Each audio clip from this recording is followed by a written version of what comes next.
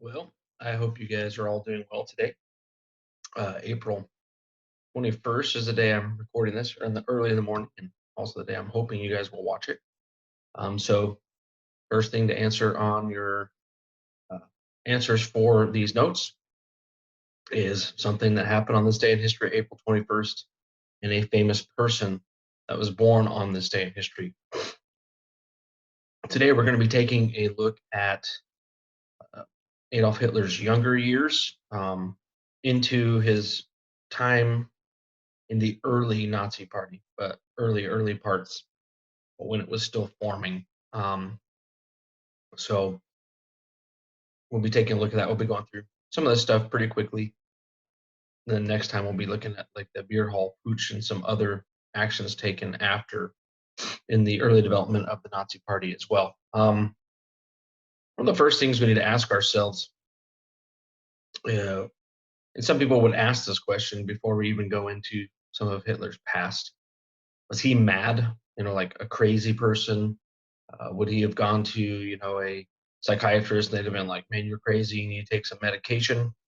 I mean, some people speculate this, but then that almost gives an excuse why he did these things because he had a mental disorder. I think most people, myself included, I've actually done a lot of research on Hitler, would not say that he was mad or crazy. I mean, did he do crazy, stupid things? And was he a psycho? Somewhat because of that, sure. But he didn't do those because he had some mental imbalance. He did those because he felt they were the right thing to do, and he was willing to do whatever he thought to do those things. So he's a cruel, terrible person, yes, um, but he probably was not clinically insane. Um, Anti-Semitism, which means being anti-Jewish. Obviously, Hitler was that. There's no doubt about that. But the interesting thing is that was not very uncommon in his time period. Um, there were people across Germany, Austria, and even other parts of Europe during this time period who were pretty anti-Jewish.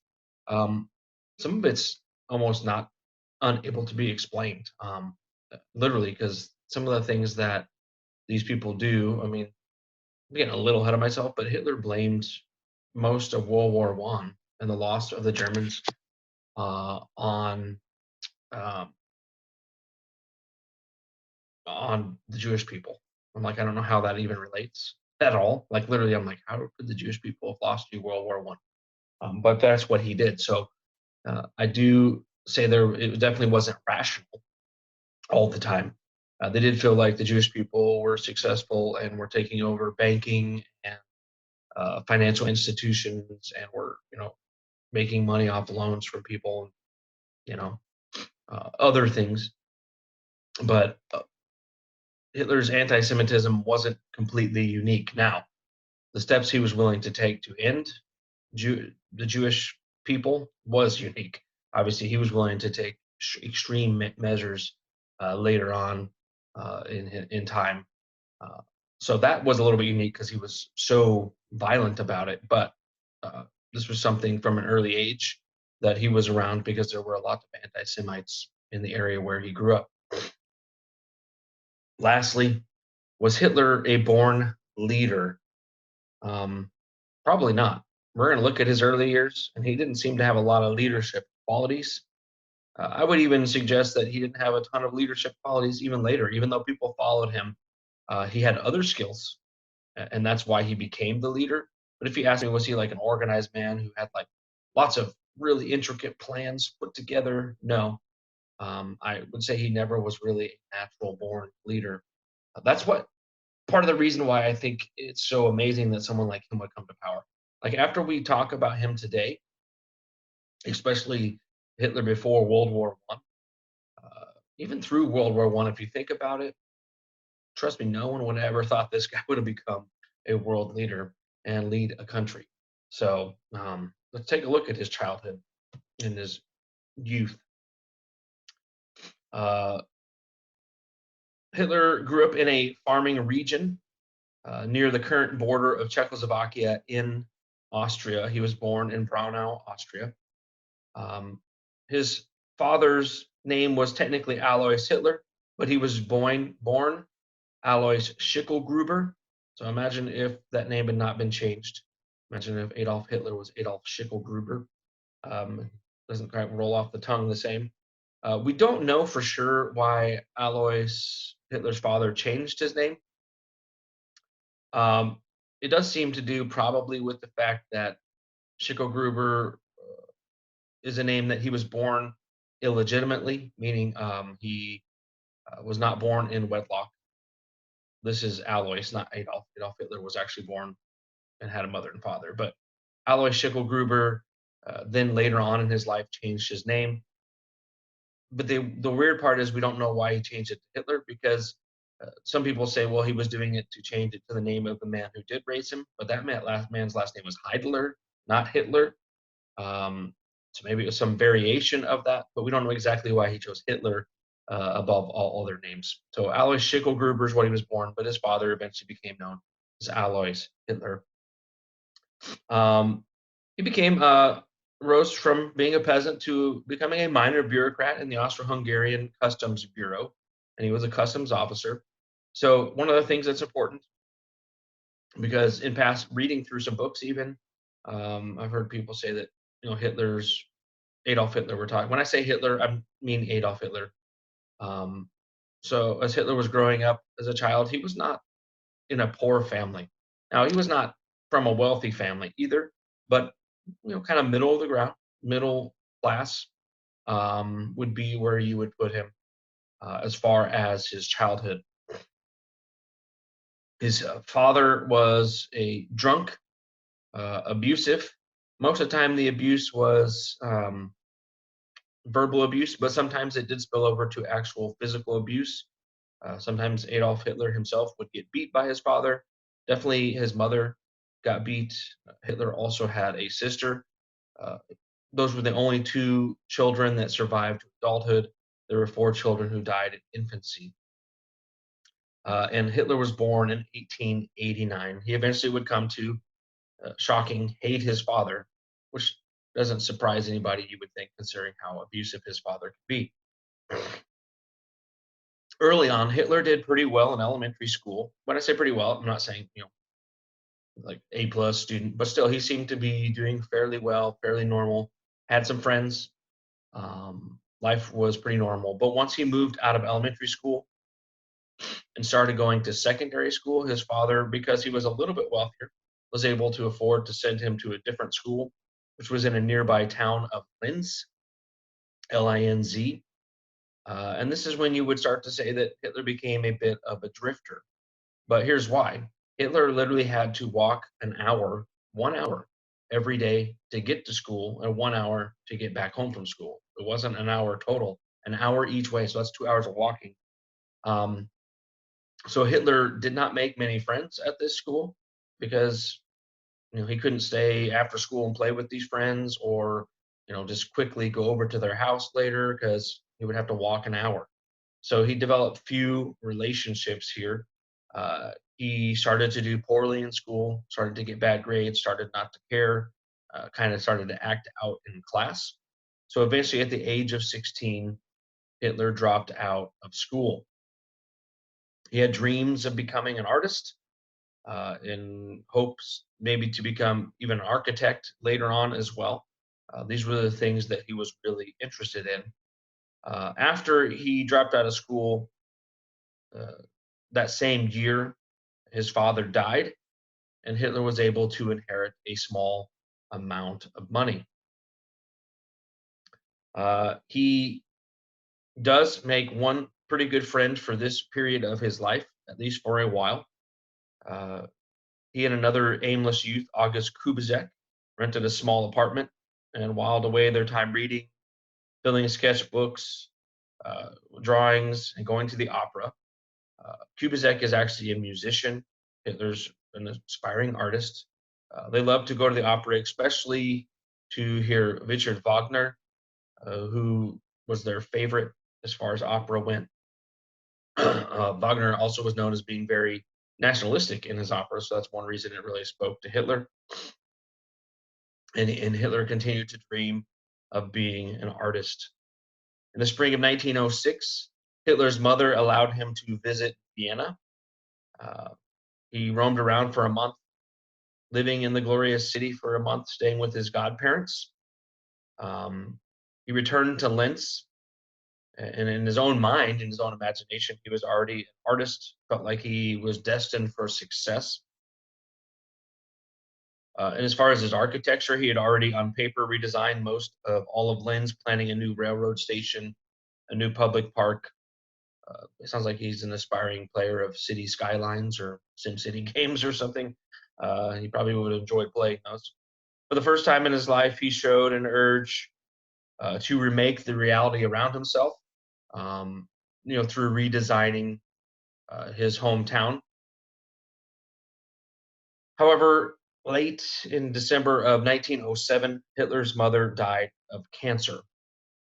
And this is important because the one person we can truly say that Hitler did love in his lifetime was his mother.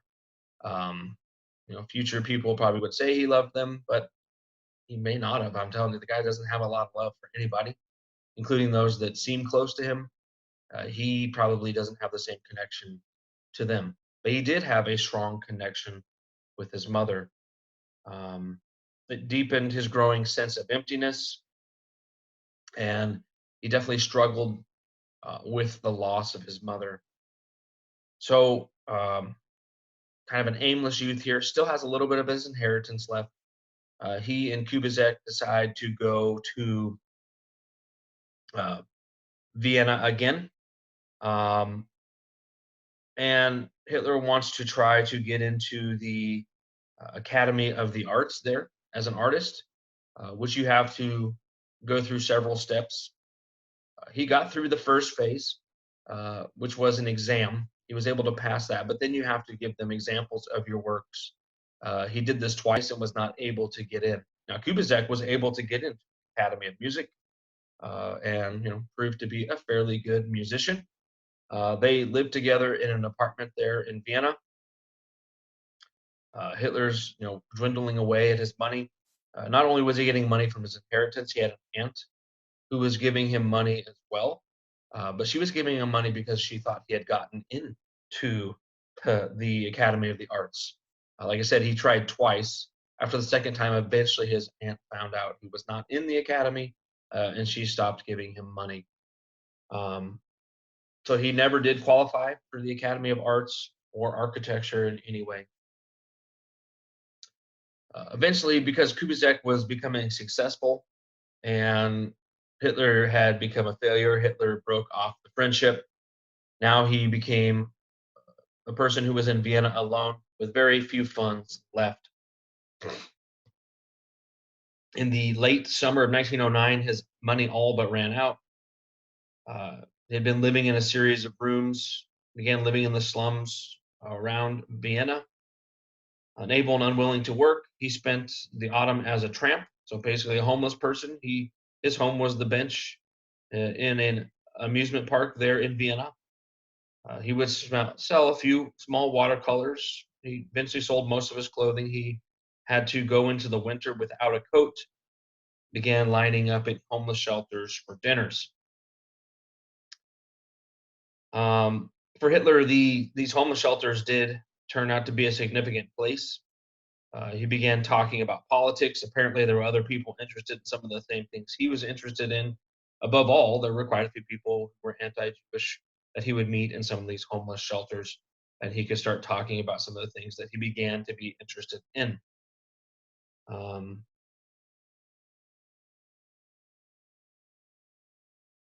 Hitler wrote later in Mein Kampf, which is something we'll be talking about in a couple chapters, said, I always believe that the world has lost a great deal in that I could not attend the Academy of Art and learn the technical end of art and painting, or has fate chosen me for something else? So at this point in time, he felt he was destined to do good artwork, and that the world had lost out on that. But later in life, he would say, maybe he was destined for something besides art.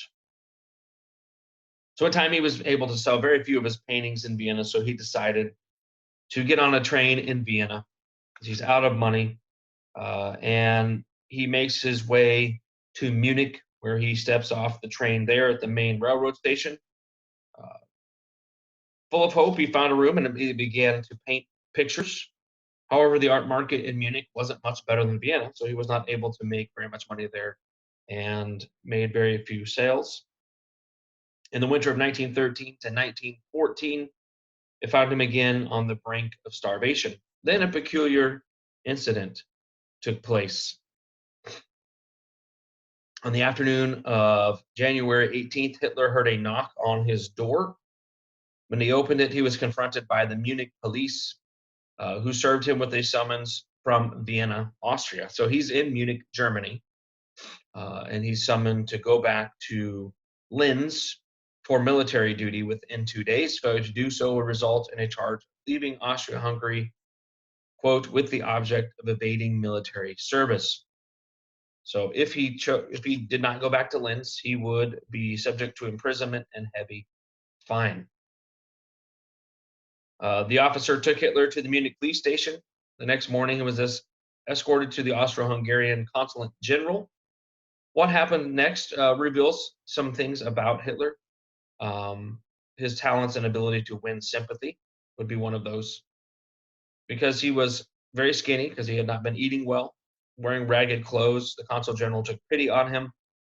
After Hitler telling him the tale of woe, he was actually able to gain travel to Linz on the expense of the Austro-Hungarian government. So they paid for him to go because he didn't have the money to go on the trip. Once he got to Austria, Hitler was found physically unqualified or unfit for military service and was told he did not need to serve in the military. Now, World War I has not begun yet, but it's coming very soon. So he returns to Munich, resumed his efforts to sell his paintings, also begins to take up the dream of a career as an architect, hoping maybe that can help him gain some sort of livelihood. Obviously, things change. June 28th, 1914, with the death of Franz Ferdinand. After that, war followed. Hitler, swept up in a patriotic fervor, joins the military in Munich in Germany, where he was accepted as a soldier. So Germany needed the soldiers bad enough that they enlisted him in the military, and he became a part of the 1st Bavarian Infantry Regiment. One thing that you can think about being very positive here for Hitler is he would have food, clothing, and shelter, and also he would have some companionship, some friendships, and this would give him a purpose in life. He was very patriotic, even as a child. He began basic training. It was a very short but intensive basic training because they need to get these soldiers into the war as quick as possible. He was then transferred to the 16th Bavarian Reserve Infantry Regiment. He loved every minute of the training. His fellow soldiers recalled that as Hitler held a rifle, he, quote, looked at it with a delight that a woman looks at her jewelry. So Hitler was in his element. I mean, he just really enjoyed this time of being a soldier. Eventually, he was called to go to the front lines October 20th, 1914. He wrote to his Munich landlady that I'm so happy. So he was happy to go off to war. Now, this may seem unusual. You're like, happy to go off to war? That's crazy. Back during this time period, you could see it not just in Germany, but in France and in Great Britain. They were throwing parades when people went off to war. And you could be like, well, they're just trying to celebrate one last time with those people, which is partly true. But also there was this sense that we're finally going off to war. We're finally going to prove we're better than some of these other countries. People had this naive idea of what war was going to be like before World War One, and didn't realize just how terrible it was going to be. Most people also thought the war was going to be short. Hitler included, thought Germany would win really fast. He began to feel he had a destiny because he took on some risky missions. He became a messenger, which was considered a high risk job, a runner, someone who would volunteer, and you would continuously expose yourself to enemy of fire. And he continued to not get killed or shot. So, like I said, he began to feel he had a destiny. Maybe he was destined for something greater. That's why he was not getting killed while doing this risky job. He was awarded an Iron Cross, a medal awarded for valor. which was rarely bestowed upon enlisted men. Uh, he never got past the rank of corporal. That's partly due to the fact that he didn't want to, because if he got past that, he would no longer be a messenger. He kind of enjoyed, like I said, that high risk job. Um, Obviously, at the end of the war, we've talked about this last chapter. He was now no longer on the front lines. He had been injured by mustard gas, which had temporarily blinded him. And he was very angry that the Germans pulled out of the war, and he felt like they did this because of the influence of the communists and the Jews. That would be his thoughts on why Germany pulled out of the war. Not because they were losing, not because they were going to lose, but because of the influence of those two particular groups. Um, Hitler then, at first, the military was like, we don't really have a job for you anymore. But once again, he was able to gain some sympathy. And they said, okay, listen, what we'll do is we'll have you go spy on some different um, new organizations that are cropping up, political organizations.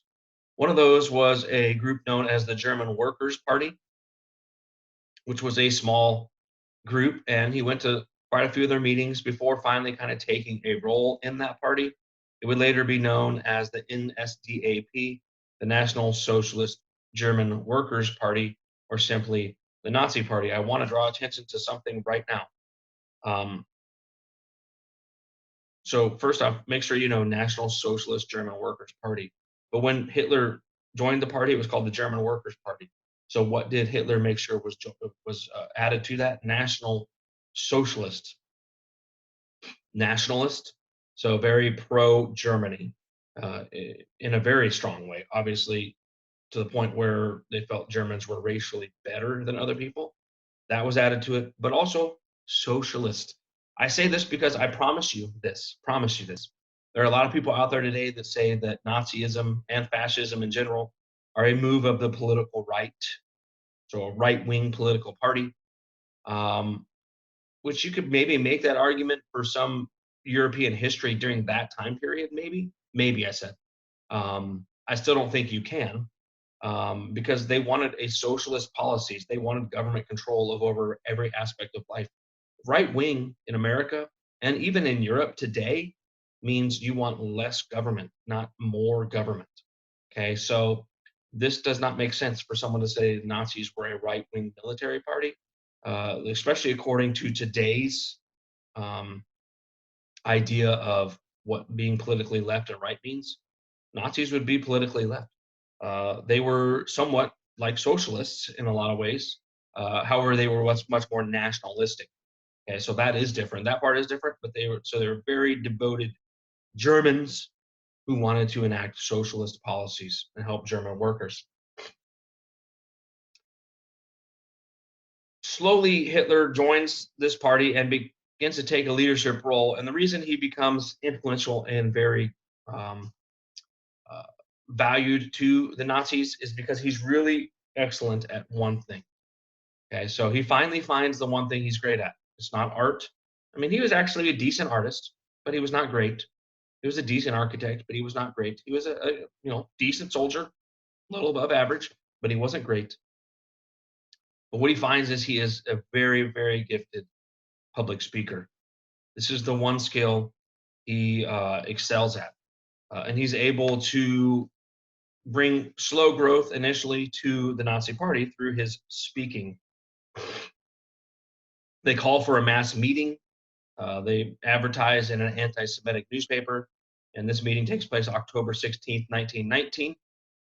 Um, Hitler rises and speaks to about 70 people who had showed up. At first, he spoke quietly. They had to kind of lean in to hear what he was saying, and then he grows stronger, and his message becomes violent. He rants against the French, the English, the communists, people who stabbed Germany in the back, which would include people sometimes in the government high command who were agreed to the Treaty of Versailles. Above all, however, he spoke out against the Jewish people and the role they played as well. He spoke without restraint, very emotional, calls for revenge, waves his arms. The crowd loved it, and he finished to deafening applause with more people joining the Nazi Party. More meetings followed, continued by larger crowds. very anti-Marxist, anti-Semitic, and you began to see the development of a private army because it did appeal to Army veterans who were very disgruntled and very unhappy with the Treaty of Versailles, and also had a lot of the similar ideas of anti-Semitism and anti-Marxism. Um, Another meeting that they really planned was in February 24th, 1920. Munich posters were printed in Munich in bright red, a color that would eventually be used for Nazi symbolism. Quite often, it symbolized blood, um, not in a way like vampire blood or something like that, but blood as in like the sacrifice it took to get to where they were. Um, so the publicity worked, and he begins to speak to a large room. This time, 2,000 people were in attendance, so it's grown pretty quickly. The audience was quiet. He began in his typical low voice and began to build. He denounced socialists and communists. Trouble then breaks out as some socialists and communists speak out in the meeting. Beer mugs began flying. Um, Many of them were aimed at Hitler's head. Hitler's army buddies then went into action armed with whips and billy clubs. They beat up the troublemakers and drove them outside. Hitler then continued his speech, spelled out his thesis, the foundation of what would become his official ideology later on, the restoration of German colonies, the overturning of the Treaty of Versailles, the creation of a new army, social welfare for workers, see socialism, the union of all German speakers in a new Reich, and a ruthless battle against socialists and communists and Jewish people. So he spells out what he wants here, and once again, applause. And people were thrown out of this meeting. This one turned violent. Those not expelled from the audience, like I said, reacted with joy. 11 months later, Munich hosted the first national congress of the Nazi Party. Once again, Hitler's public speaking ability was what really drew people together. And he became, the Nazis and Hitler himself became a pretty respected force, at least in Bavaria. Now, not in all of Germany. They're still seen as a pretty minor movement, and they are, at this point in time, a very minor movement in Germany. But they are beginning to gain some influence in the area of Munich, which was in the province of Bavaria. In 1922, Hitler began to win major disciples, people who were influential, who would become powerful within the Nazi Party. One of those was Hermann Goering, an extroverted, flamboyant military pilot from World War One. He would play a major role in World War II. Another early follower who was also a pilot but far more reserved was a man named Rudolf Hess, who would become a future Nazi leader as well. He also got an unquestioned follower, Julius Streicher. He's important because, well, one, he's even more anti-Semitic than Hitler, if that's possible. But he's able to found a anti-Semitic newspaper, which is called The Stormer, named for the stormtroopers or the SA, who had become kind of the paramilitary wing within the Nazi Party around this time period.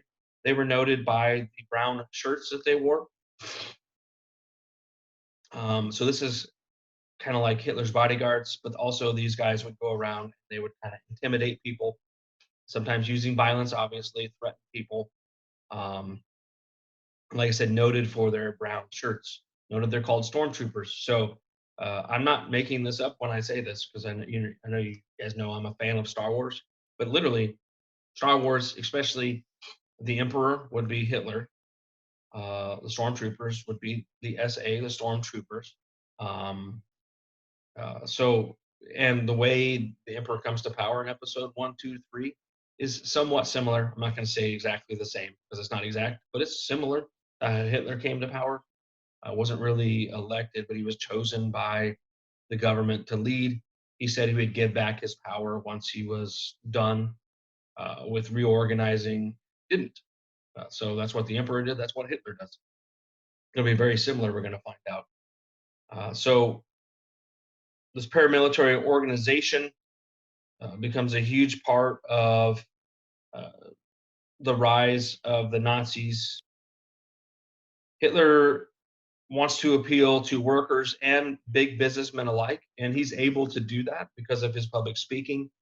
So he wants to try to get commerce and middle class together. Now, it's not going to happen quickly or easily, but that's kind of his goal.